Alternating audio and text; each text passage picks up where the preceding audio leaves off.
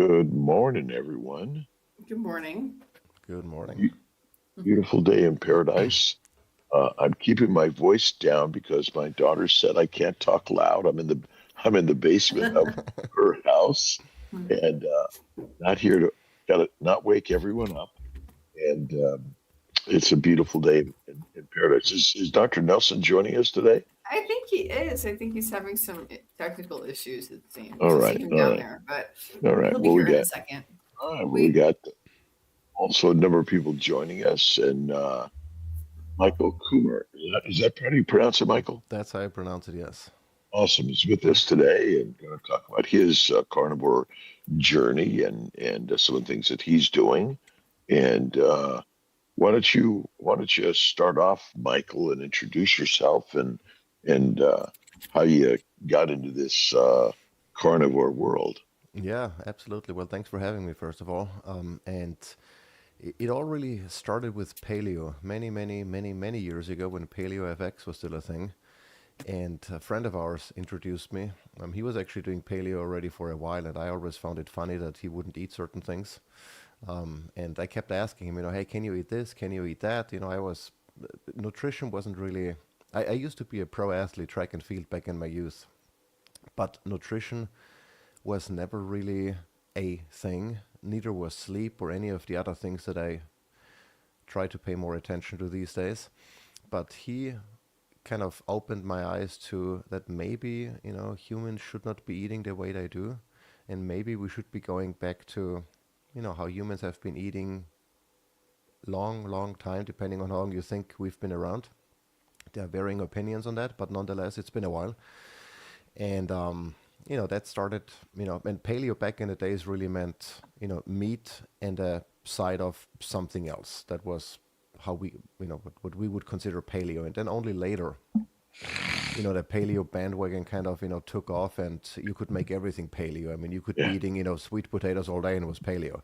mm, And so that's kind of how it all started. And from there we got into keto, into, restricting carbs, into fasting, intermittent fasting, paying more attention to sleep, and at some point then cold exposure, heat exposure, even though I did sauna bathing when I was an athlete, but not really think it was more like, let's chill out and relax after an intense workout, not necessarily because of any other health benefits that I was aware of.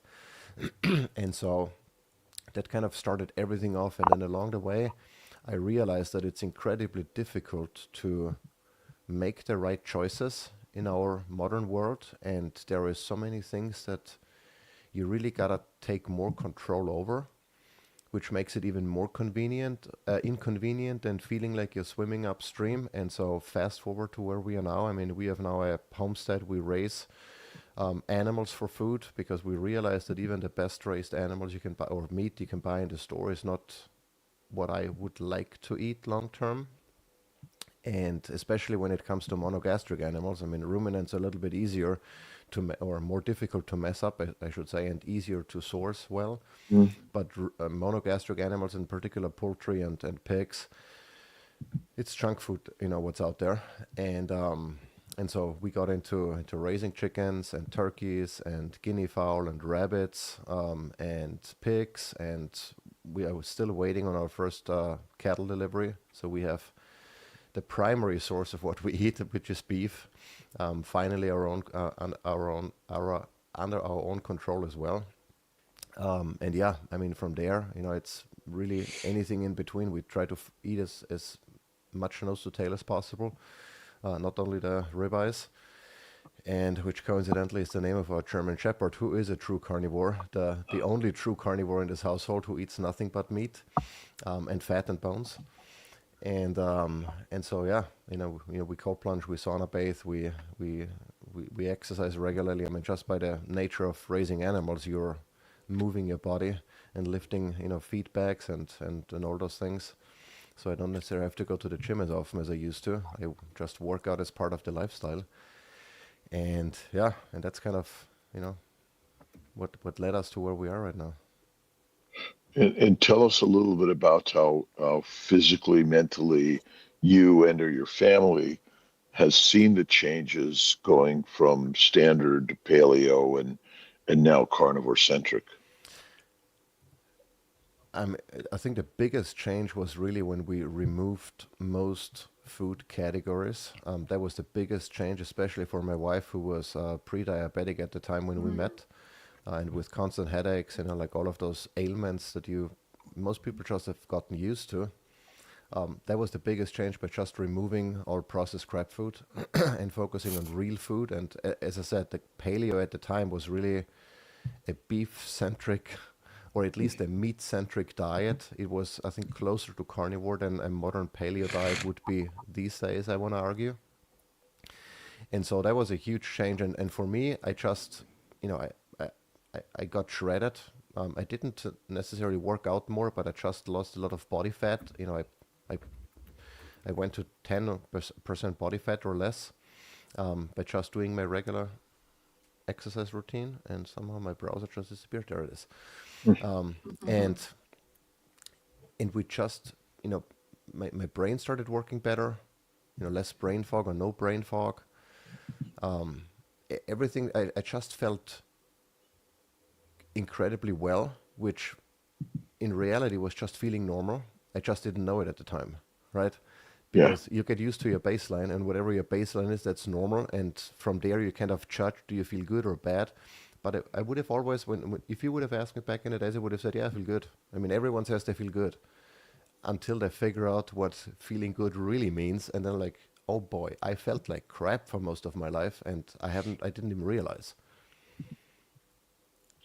And tell us a little about your homesteading and how you're digging into the carnivore lifestyle and helping others with products and things. Yeah, so we don't sell any of the meat we raise.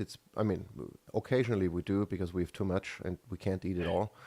Um, but it's predominantly for us. But one thing that we've learned is to really understand food quality better, and to understand what it takes and why a well-raised chicken cannot be sold for $7 at Costco. It's impossible. And just to give you an example, because chicken is such a great example, because it's fast food, when you buy it in the store, even if it's, organic chicken or whatever.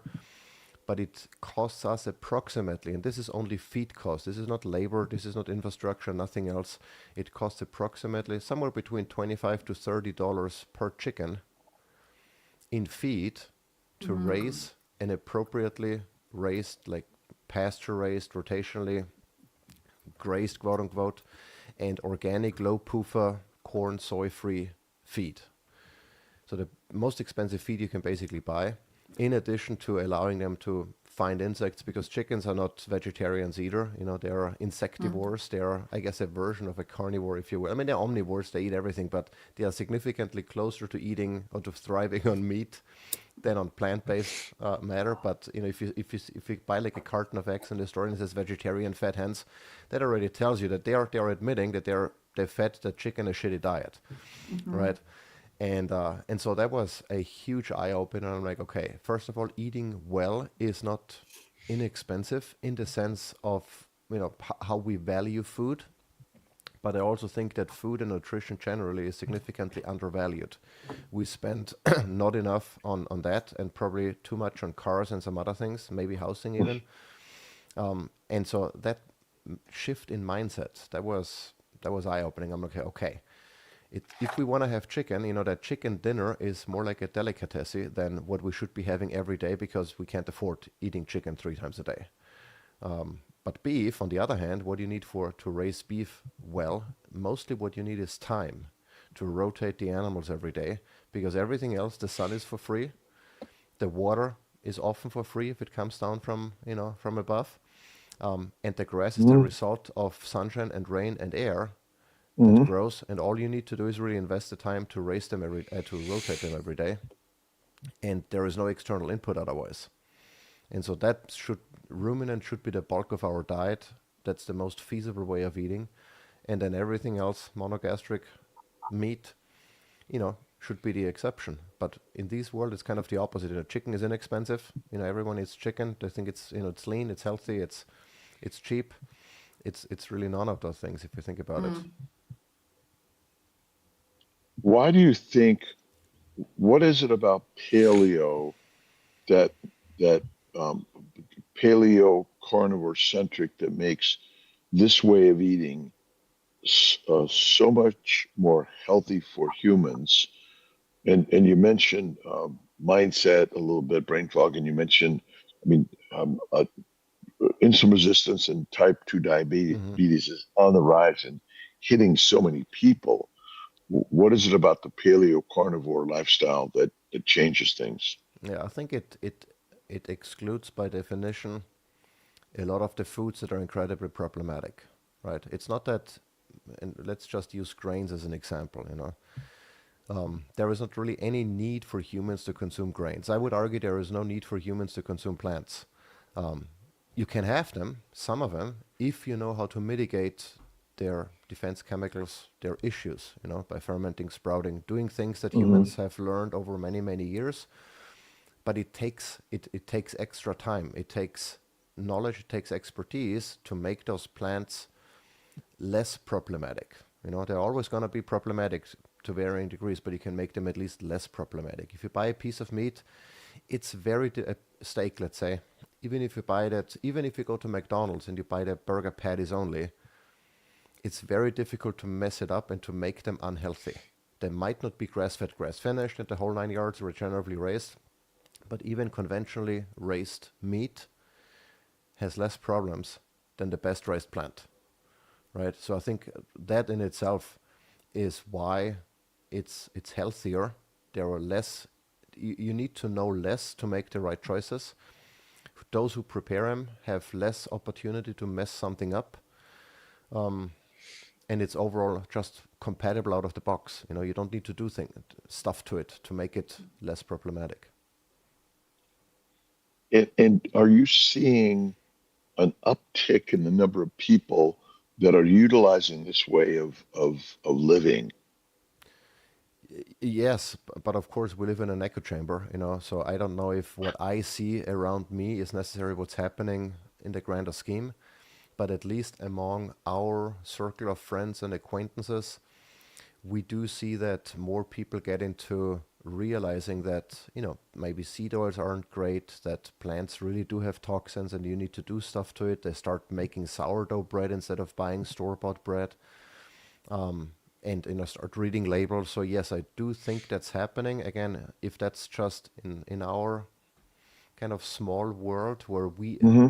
where we influence people whether or not we want to, or if that's happening in a grander scale, I don't know. But considering, I guess, the political climate right now and you know, the new food pyramid, I'm hoping that this is catching on and not just a localized phenomenon. And the rest of your family, how are they doing in this way of living? Yeah, I mean, our immediate family, wife and kids, you know, I mean, we do what we do. So they thrive in that. I mean, our kids are homeschooled, you know, they do chores every day. They feed the animals. They, you know, participate in slaughtering and dispatching the animals. So they are very much ingrained in this whole lifestyle. And for them, it's normal, you know, and everything else that if they see someone, you know, smoking a cigarette, I'm like, what is this person doing? You know, if I don't think that's good for them. And I'm like, well, you know, that's not everyone does the way things the way we do. So our extended family, they are kind of, you know, in that echo chamber, as I've mentioned before, where they start asking more questions. They start seeing what we do and how it's been working for us and start adopting.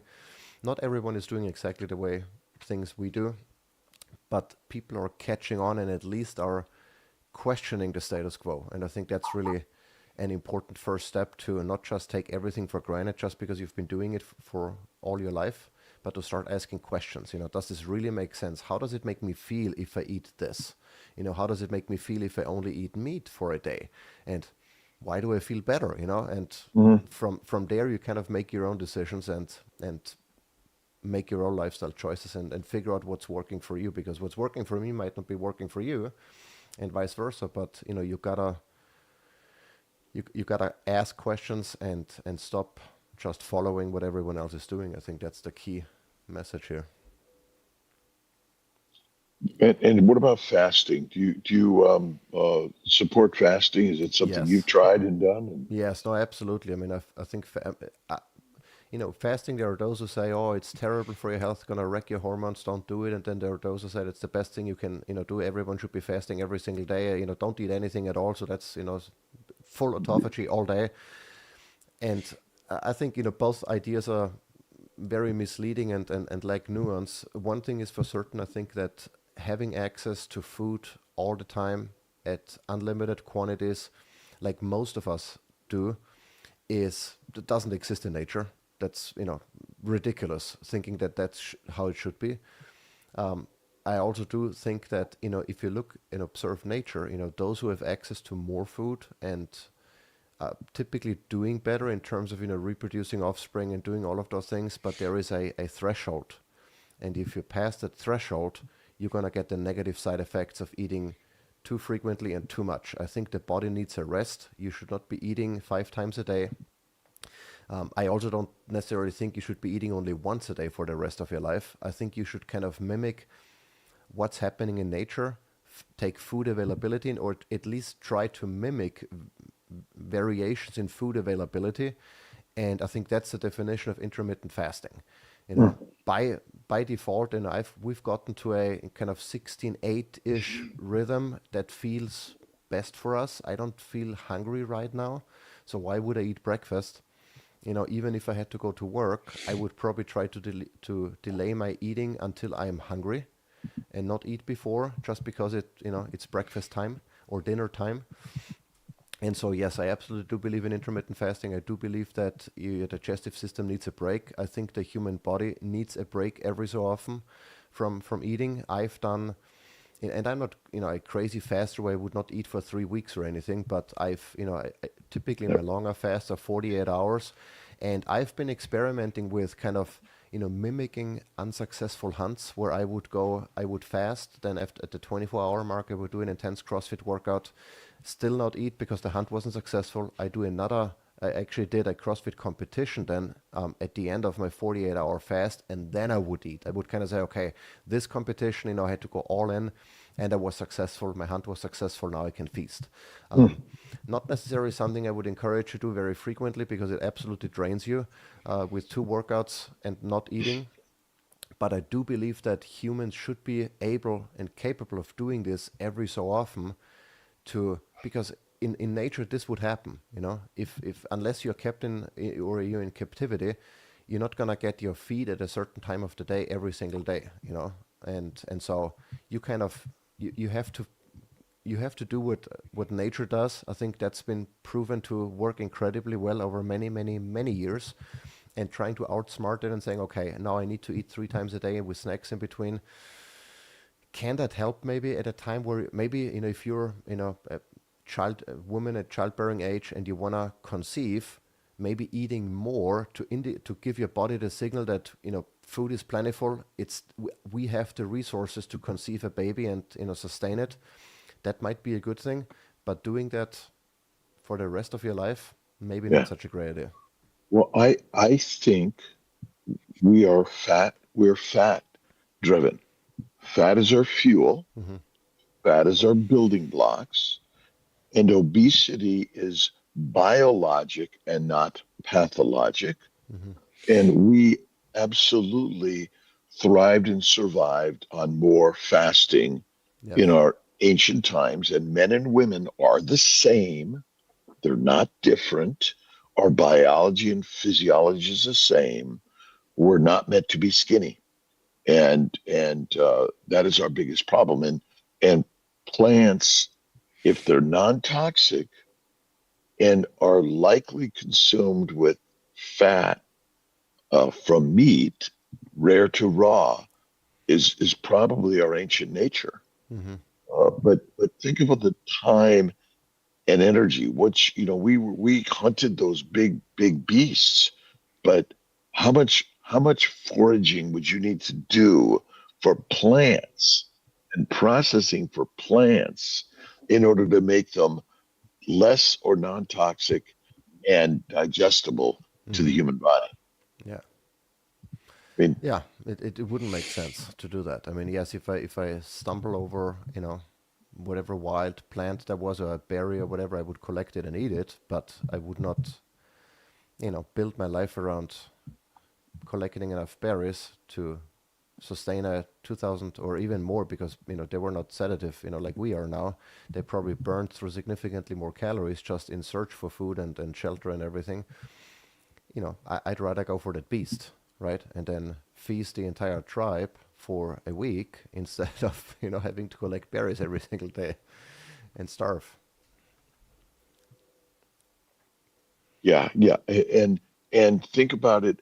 You alone could go out and hunt the beast and bring home the sustainable food for your family.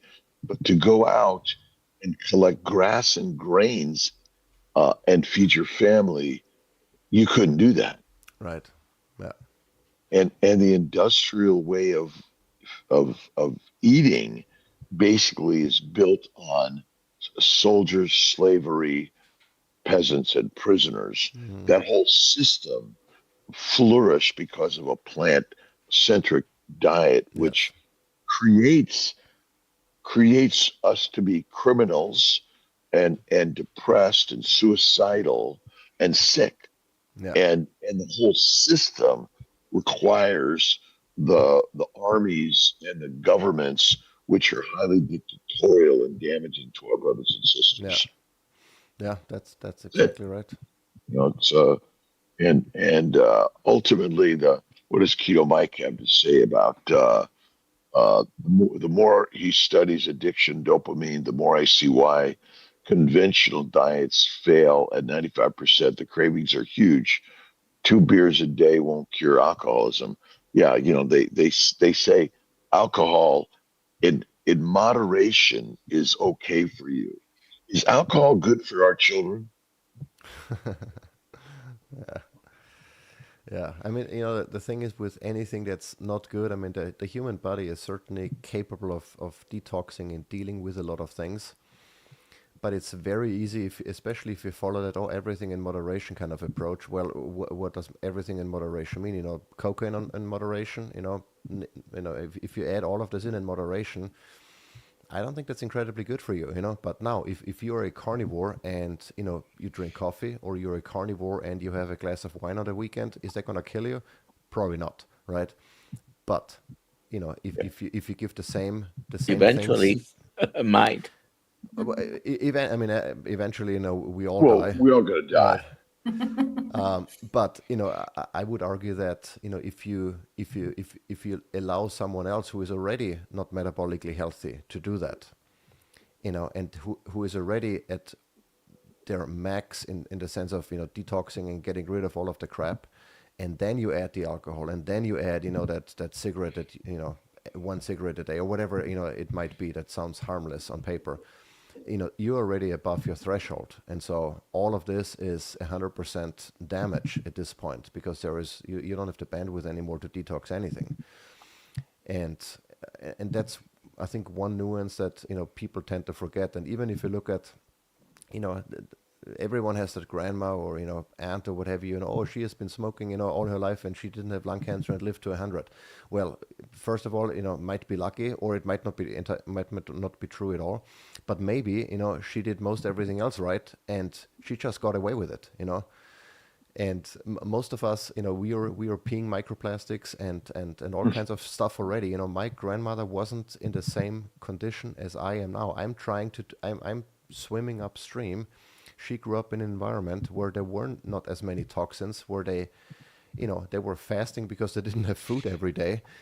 She grew up during the war in Europe, and it was entirely different circumstances. And I cannot do what my grandma did and expect the same results, because I'm already damaged. I grew up at a time where we ate predominantly, well, not predominantly, but a lot of processed foods, where I was exposed to lead, I was exposed to all kinds of stuff that she never was. And so I have to be even more careful. And I think our kids now, they have to be even more careful, because there are so many things we cannot avoid, and that are difficult to mitigate because they're everywhere. And so, that kind of needs to set your standard, what you can get away with. And it's unfortunately not as much anymore as people used to. Well, we lost Dr. Nelson again. He must be having difficulties coming on today. Well, welcome everyone.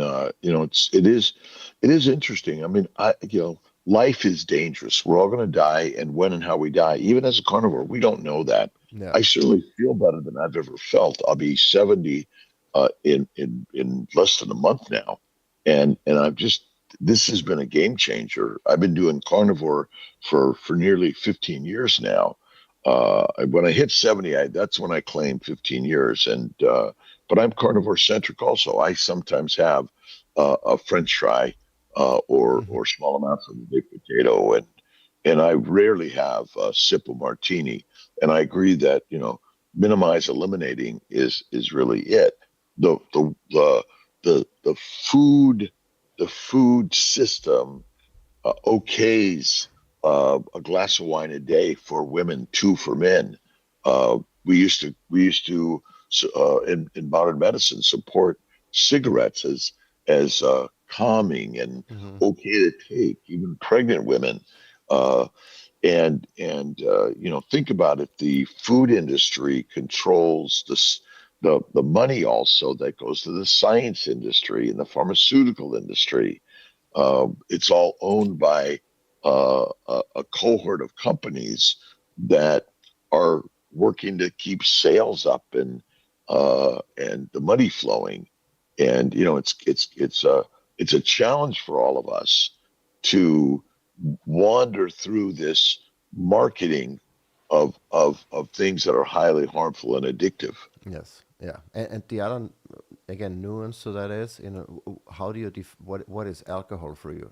If I go to the store and buy a bottle of wine, that could be anything. It could be laden with pesticides. It could be full of synthetic ingredients that were used as part of the winemaking.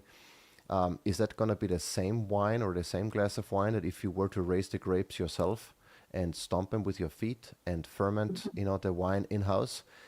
Probably not. Entirely different product. Now, alcohol is, there is nothing good with alcohol, period. I don't think there is no benefit of consuming alcohol.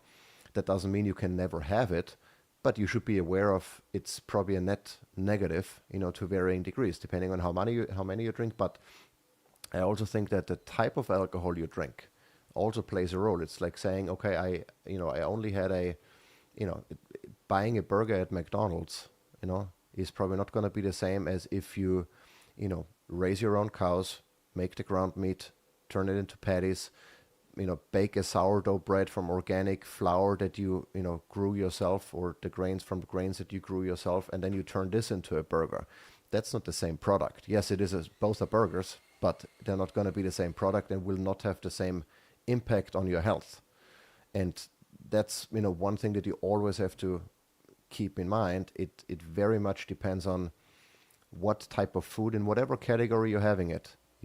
Is that something that you grew and you produced, or something that you purchased from someone who gives a crap about your health? Well, one of the things people need to keep in mind is auto brewery syndrome. So a low-fat diet makes alcohol in our guts. Even carnivores that are eating overcooked, low-fat meals, the microbes in the gut make some alcohol.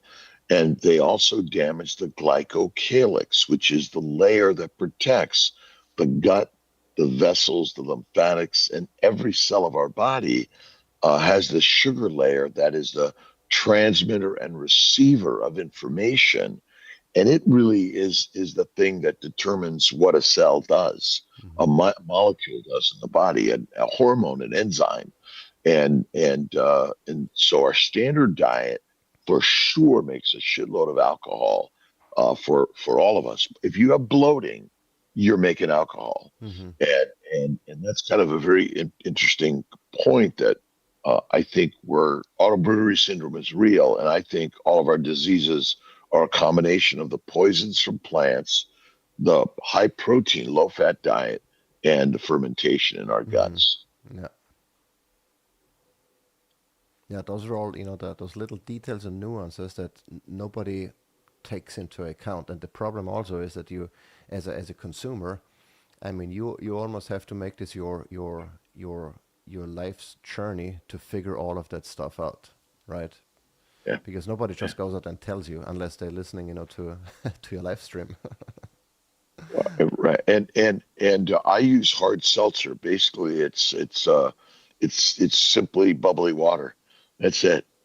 Hmm. It's a big change. It's a birth defect in my right hand because my mom smoked through her whole pregnancy.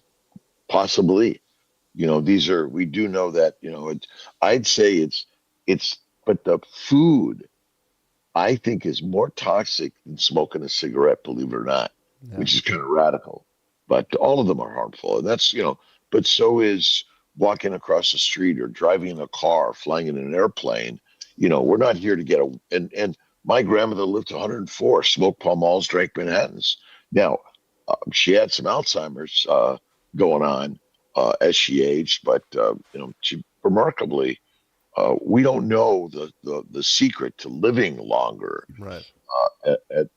at all. So that's kind of minimize, eliminate. The problem is a celebration of life has become every night rather than Yeah. sometimes Yeah. small amounts. Uh, and I don't know how much the government supports funding for tobacco industry, alcohol industry, certainly the drug industry. Yeah. Yeah. Yeah, I mean that's where the money is. That's the problem. That's why it's an upstream or uphill battle. To do things better and right. It's inconvenient at every stage, at every single stage, and I can see why people just want to give up and say, I don't want to fight that fight anymore. I want to live too and not just argue at every single point with everybody why you're not doing this, why I'm doing that, and trying to read labels and being frustrated why you can't find clothing that's non-toxic, why you can't find dish soap that's non-toxic. I mean, you can find all of those things, but it requires significant resources, be it time and otherwise, to find and purchase things that are better or good. Well, I think that's where community like this sets up, and creating market spaces, and then really between food sharing or idea sharing and helping people in a communal way is really one of the most important things that we can do. Yes, no, Yeah. absolutely, absolutely, because doing it alone is doable, but it's incredibly straining.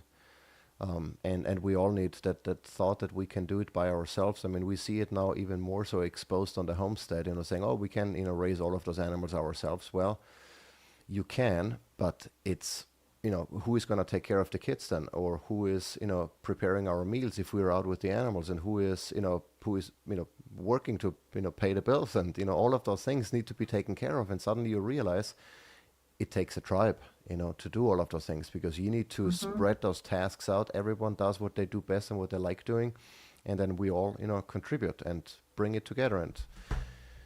And especially after, I think, after COVID, that community aspect has been challenged a lot, and I think we need to go back to, you know, going out of our way basically to build community. And isn't that really why we're alive, is to do the work to maintain life?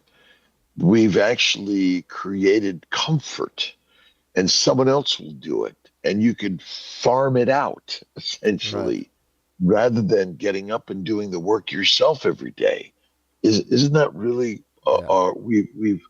we want comfort and delivery, but in fact, for the the majority of humanity ever existing in this world, it was you had to do the hunting, Hmm. right, and the preparation, the gathering, and all those things, Yeah. and it's fast food delivery systems, and someone else will take care of your health care. Hmm. Is that working? Yeah. I don't think it is. It's not working. Tell us a little bit about your day job. So my day job consists of a lot of things. I would even argue that homesteading is now part of my day job because we promote it. We share on YouTube what we do, how we do it, why we do it, and so that's started producing income. I write for a blog.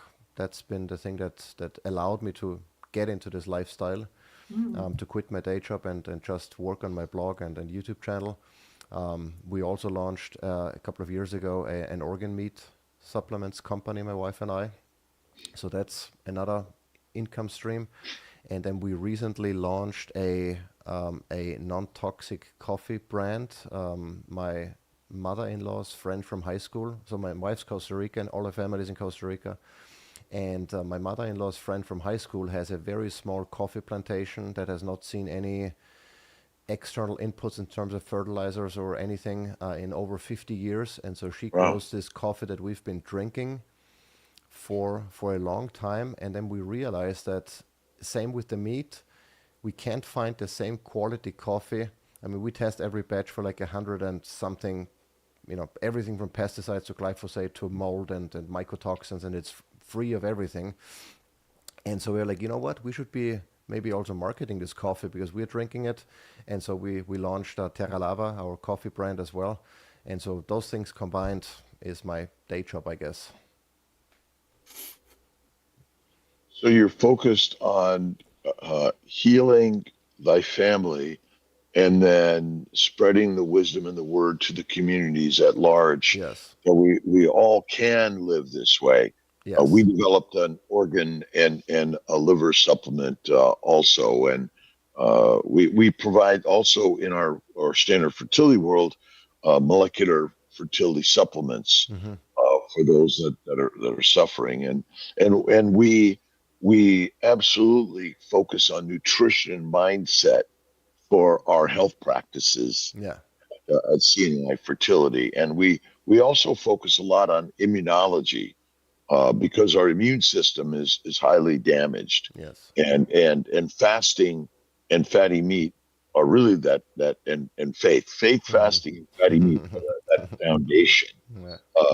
Where do you integrate mindset and Yes. spirituality in your life? And tell us a little bit about that. Yes. Yes. So, I mean, I think it's especially in today's world, it's so easy to be on autopilot and to just, go on and not realize what you're doing, not being present, I guess, and not paying attention to what your body is trying to tell you. And so our journey into, I guess, mindset starting really to listen to our body, and for that you sometimes need to take a break and listen, and not say, just listen. And as part of that, we've come more and more into, or we got more and more into not necessarily classical meditation, but just moments of being still and clearing your mind and not focusing on anything in particular. And I've started doing this really as part of my cold plunging, where focusing on just how you feel, and that it's not as bad as you might think, as your brain might tell you. And from there we got more into, especially as part of our journey with nature and interacting with nature, I mean, just appreciating that all of this came from somewhere, and we don't know exactly how that all came to be, and that there's got to be something that's, humans are not the pinnacle of everything. I mean, we are smart in many things, but we did not come up with all of that. And then, whatever it is that created all of this, there is something that's bigger out there. And and you got to recognize that and appreciate your role in this whole ecosystem, and that we're probably not as important as we think we are.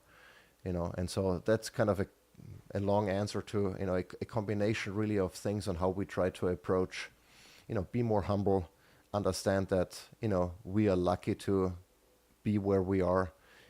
I didn't decide where I was born and when I was born. I fell into it kind of, and I just gotta make the best out of the gift that I was given and try to help others do the same. We have some cues in there, We Alia. do. We'll do this one first. John Yeah. Hoover, what's the name of the coffee and where can you buy it? So it's Terra Lava. Terra means earth. Lava is, well, lava. So terralava.com is where you can buy it. Great. I put that in the chat. Sawa 1067. Where is Michael from? Does he have chickens? What do chickens eat when there is snow on the ground? Yeah, good point. So I'm from Northwest Georgia, very close to Alabama, and about 45 minutes south of Tennessee. Originally from Austria. You can hear I don't have a southern drawl yet. German is my native language. But yes, we do have chickens and other types of poultry. And in winter, they have to eat grains and, well, they eat actually a combination of grains and animals, other animals. So, whenever we have a deer carcass, we feed it to the chickens. Whenever we have, meat scraps or, maybe from a bone-in steak or what have you, and there is still meat on there, we throw it to the chickens. So they get a combination of grains that are unavoidable in winter, at least where we live, but also animal products that we don't eat anymore. Okay. Brian Dish, for Michael, isn't wild game fed the correct nutritional food? Depending on where that wild game is, I mean, obviously, if you have, let's use deer as an example, I mean, deer, if they come across a cornfield, they will eat the corn. That's corn that we put there. Is that the best diet for deer? I would argue no. But we just change their environment so that they eat, even if they eat without, human intervention directly, without us feeding them directly, they would consume a diet that's probably less than ideal for them. So again, it depends. Somewhere in the wild where there's no humans whatsoever, I would argue they eat an ideal diet, but closer to humans, not so much anymore, unfortunately. Let's see. Are your products third party or fifth party tested? So if that's a question for supplements, we test our products 5 times as part of the manufacturing process, from identity testing in the beginning to, they manufactured us, third-party lab testing, and then when we receive the final product, we test it again using a third-party lab. So it's tested 5 times by third parties throughout the production or manufacturing process, if that answers the question. Yes. Last question so far. Michael, what is your recommendation for how long you should stay in the sauna, and how many times a week should you do sauna, and what is the best temperature? Well, there's a lot of questions, and a lot of the answers are, it depends a little bit. So, depending on what you're trying to get out of your sauna session, there are studies that suggest that if you want to raise your growth hormones dramatically, stay in there for 2 times, 30 minutes. No, they actually did 4 times 30 minutes, I think, with 30 minutes in, 5 minutes out, 30 minutes in, etc., to basically destroy you completely, which causes a huge spike in growth hormone. If that's what you want to do, that's your protocol. I would not recommend for you to do that every day, because it's probably going to wipe you out and avoid all of the benefits. But usually what I do, I try to stay in somewhere between 20 to 30 minutes. Again, depending on the temperature. Temperature depends on what type of sauna. So if I'm in a traditional, Finnish type sauna, I try to be over 200 degrees Fahrenheit. Some of the studies suggest 187 or above to get the benefits.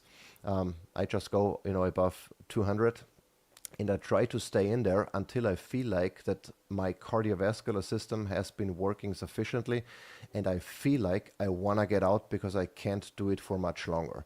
Those are the days, or my sauna sessions, when my goal specifically is to cause heat stress, to cause a release in heat shock proteins, to help my immune system, to get a cardiovascular workout in. So, I go by my heart rate basically, and by my respiratory rate. And if I feel like, okay, my heart rate is at 140 and I'm breathing 20 times a minute and I feel like I need to get out, then I stay a few minutes longer and then I get out. And I do this, with sauna bathing, doing it 3 times a week, maybe a little bit more, is probably going to be good for you. But again, sauna is a stressor. Much like exercise, there is such a thing as overdoing it. So going into the sauna every single day and wiping yourself out every single day is probably not going to be good. So again, it depends. But I would say if just as a guideline, 20 plus minutes, 3 times a week at 200 degrees Fahrenheit for a Finnish sauna. From there you can adjust based on how you feel and what your specific goals are. Maybe start with 5 minutes and titrate to see how you do. But one is, it is a major stressor, and it it makes you feel good, but it is a major stressor on the cardiovascular system. So that's something people have to keep in mind. Yeah. And you do cold plunges how often? I cold plunge usually whenever I go into the sauna. I always try to do contrast therapy. I have had a time where I worked out, where I did CrossFit in the morning. I would go into the cold plunge every day right before working out, and then go to workout. These days, where I'm far away from a CrossFit gym, I typically do it in combination with sauna. So sauna, cold, and then I call it a day. I do hot tub, cold plunge. That sounds nice too. Yeah. It's invigorating to the body to do that. Yeah. For sure. Someone's asking 30 minutes at 200. Can that cook one alive? Yeah. Not me, but again, it depends on, if you're super sensitive to heat, if you're not used to, those temperatures, go lower, do what you can handle. And yeah, exactly. Shorter, lower temperatures, but shorter. Okay, well, that's all the questions so far. What's now? Have you been going to the meetups or creating any sort of spaces and places for people to learn more about what you're doing? So blog michaelkummer.com.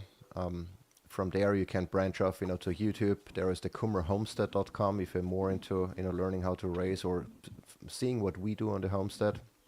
Kummerhomestead.com with the corresponding YouTube channel. mkummer82 is my handle on most social media. Kummer Homestead is the handle on most social media for the homesteading. Primer Shift podcast is where I share once a week, something else that doesn't quite fit on the blog or on the YouTube otherwise. And those are the places where you can typically find me and see what I'm up to. Dr. Nelson, are you with us today? I am with you today. Something is going on. I don't know if I'm getting sick. All right. We do have a meetup coming up this Saturday with Healing Humanity and Kiltz Health, combining a supercharged sharing of the Healing Humanity movie. I think there's going to be some excerpts. It'll be coming out very soon. We're really excited about that. Are there tickets left, Alia? There are tickets left, and I'm going to put the link in the chat. Yeah. Encouraging everyone. It's in Charleston, is that right? Yeah, it's Charleston, South Carolina. It's Charleston, Saturday, South Carolina. That's right. What time? It's called North Charleston. Charleston Convention Center in North Charleston. It's 10 to 4. And then 10 to 4, and then a dinner. Yeah, the dinner is separate, it says. But right, dinner after that, which is a separate fee. Is that it? Yeah. Or is it all built in?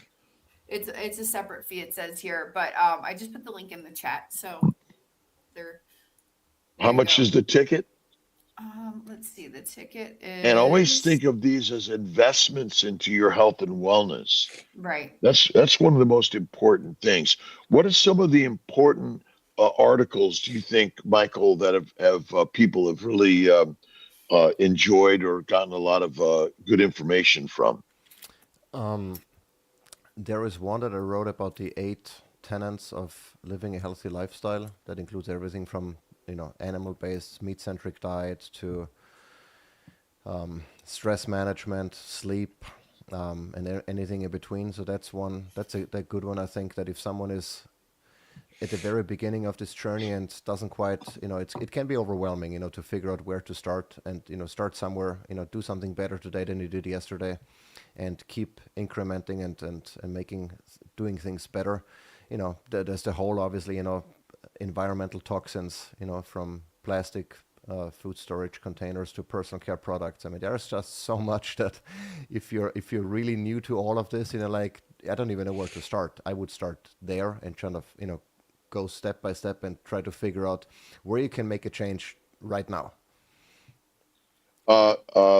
Michael, are you a doctor? No. Okay. And maybe Dr. Nelson Alia could also comment, and people here is, are we learning most of this information on a new health journey from doctor systems or the community at large? The community. Yeah. Yeah. I mean, I know I learned all of this stuff not because my medical system told me, because I learned from people like Michael Kummer online. And ultimately the social media, this is such an important place to be and share ideas. I mean, this is a game changer in the world, wouldn't you say, Michael? I absolutely agree. It's also a double-edged sword because everyone has an opinion, and I always tell people, don't do what I tell you, just think and really assess how you're doing right now. Then try something. If you feel like it, try eating a vegan diet for a half a year and see how you feel, and then you try eating only meat and see how you feel. You'll figure it out that I wasn't maybe entirely wrong. And so I always encourage people to experiment and figure it out. If you want to take the long route, just do what I did and try and figure everything out by yourself, or you can take shortcuts and do what people you trust or you think you can trust, are preaching, and go from there. But well, I think this is like ayahuasca and marijuana aren't good for us, right? And that's one of the most important things to realize, that by the way, standard information in magazines and books and newspapers, there are all sorts of different sides of it too, right? Yeah. You're here as your own. I've experimented with primary plant-based diet. I've had too much alcohol in my life. I used to smoke cigarettes as a kid. I have even had marijuana in the past, and I found my way to fatty meat, faith, and fasting. Yeah. And this is what I have found. And so, what can I do to help teach others? And as a physician, I'm working with my physician brothers and sisters in ways that we can share ideas and do better. And that's what this is really about. Yeah. That here's now a platform. This is the platform. People tell me, oh, they don't think these are good ideas, and their children shouldn't learn how to use them. This is the future access for all information, and everyone has the right to access that. That's really one of the most important things to do here. Do you have any books out there yet, Mike? No, I don't know if I have the time to write a book, but Well, you've probably written a book in your blogs already. yeah, well, that is true. At some point, I was thinking, just taking what I already put out there, and And nowadays, you could just pop it together. We can do all of this ourselves, including making movies and documentaries and theater.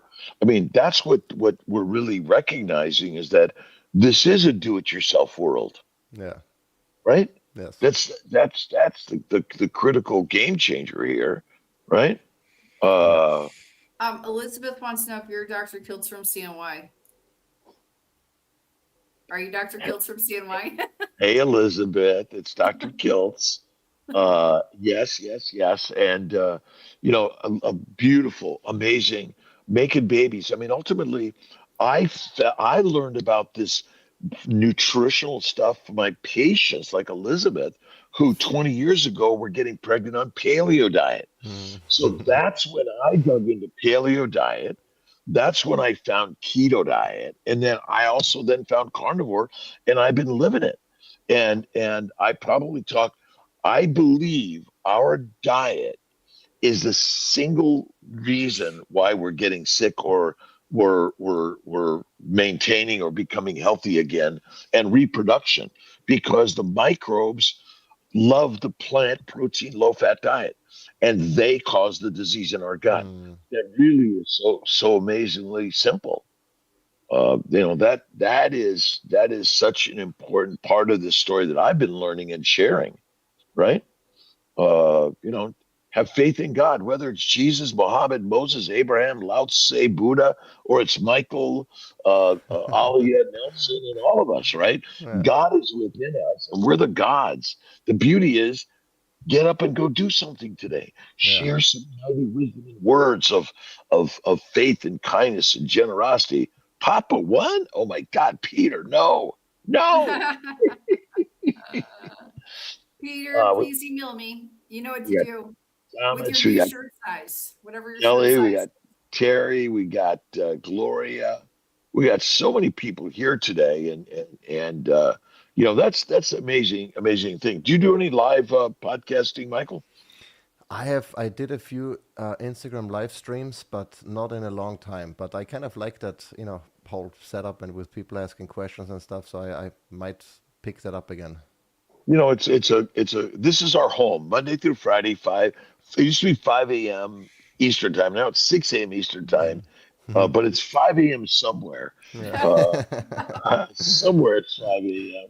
And that's our I guess our Ohio people or something, and Mm. maybe Illinois a little bit, and some in Texas, and but it's really so. What's on the tomorrow's agenda? Who's For here talking tomorrow? Let's Yeah, see. and for Michael, Uh, what's your what's the name of the coffee? How can we get the coffee? I missed that. Terra Lava. Hmm. Yep. TerraLava.com. We'll put a link there and put that on our Oh yeah. our market space.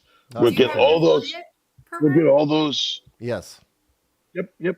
Everyone does. Everyone does. Mm. Alia, your Good. job is to build more of that, right? They can go to our Yeah. marketplace, because there's both. Remember, there's wholesale and retail for Mm. everything, Yes, and that's we're true. all sharing together and making it happen. Yeah. Yeah. Corey, Kiltz got to pay attention. I got 10 things happening at the same time, so it's all good. It's Hmm. all good. But, Michael, thank you, Dr. Nelson.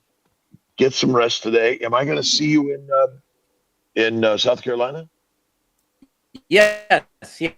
Yes. All right. Flying Okay. in Friday. All right. And I'll be in there Friday night also. And I did you give me a hotel, Alia? Today, I will, if it's not done, I will make sure it gets done this morning. Mary Ellen was I working on it, but we'll Yeah, get that done. just check with that. And, Yeah. and I and did send a hat anyone to you. who has done the course, first group or second group, today at 3 p.m. we have a wrap up meeting. I sent And an email out. let's join the course. The keto carnivore health and wellness course is critical, and we talk about faith, fasting, mindset, and more. And we got to get down to Michael's homestead and Yeah. get some pics Do and a hang meetup out. at the homestead. And I'm back on coffee, so I can try your coffee now. There you go. There you Yeah, go. it's good. It's good. It's good. Well, thank you, Michael, for being here. We Thanks for having appreciate me. you, and we'll put a link to make sure everyone knows where to find you. Why don't you give your last shout out where people can find you, Michael? MichaelKummer.com. Awesome. Awesome. All All right, right. Bye, everyone. everybody. Much Thanks so love. much.